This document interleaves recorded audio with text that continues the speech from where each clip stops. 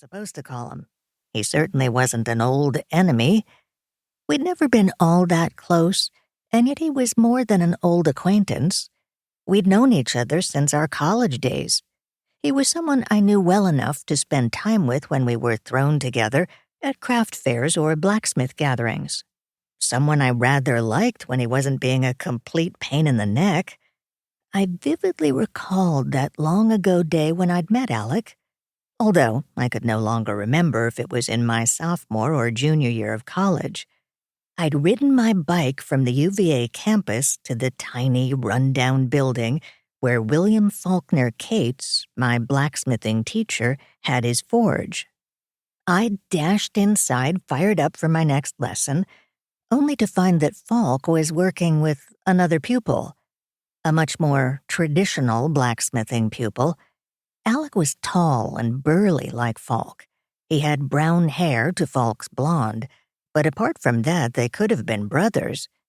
I'd watched for a few minutes, unseen, as Faulk calmly guided Alec's faltering first attempts at blacksmithing.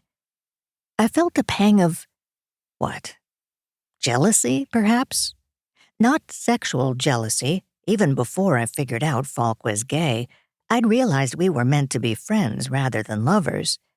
Still, I was more than a little resentful that someone else was taking up a part of my mentor's time and attention. But it was more than that. Alec's arrival seemed, at first, as if it might slam the door I was trying to open. The door into a profession that wasn't exactly welcoming. Women blacksmiths were relatively rare, and the old guard treated us more as curiosities than colleagues. And apart from Dad, my own family members hadn't exactly been supportive.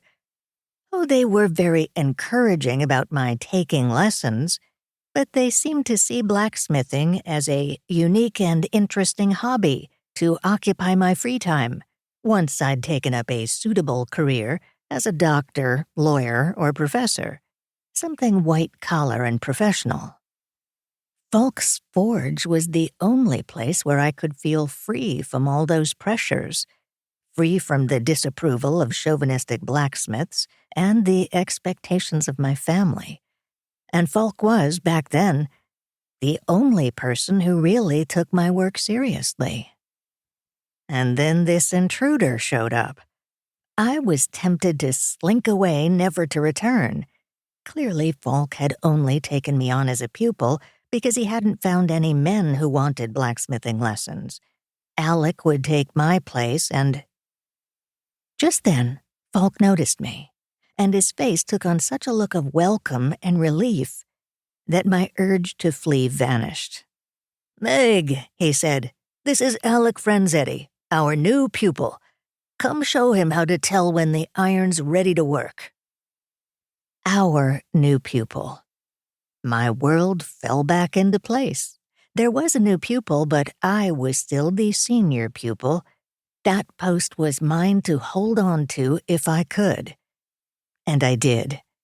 Alec might have looked more like most people's idea of a blacksmith, but he wasn't exactly Faulk's star pupil. He was a bit of a klutz and bad at taking directions, especially for me, which was unfortunate, since Faulk's original idea was to have me cement my knowledge of the blacksmithing basics by imparting them to Alec. We gave that up after a few weeks, and Faulk was more than half expecting Alec to quit his lessons entirely. But he never completely gave up, and over the years, Faulk eventually turned him into a competent blacksmith and then a bladesmith, but not a master at either. I'd been overjoyed when Faulk and his husband Tad moved to Carphilly, but relieved when Alec relocated to California. He was fond of bragging that "Kate's taught me everything I know." Faulk tended to wince at this, and at least once I'd heard him murmur, "But unfortunately, not everything I know." Alec was much less annoying as an occasional visitor to the East Coast, and his change of career from journeyman bladesmith to TV impresario seemed like a good thing to me, as long as he stopped trying to drag.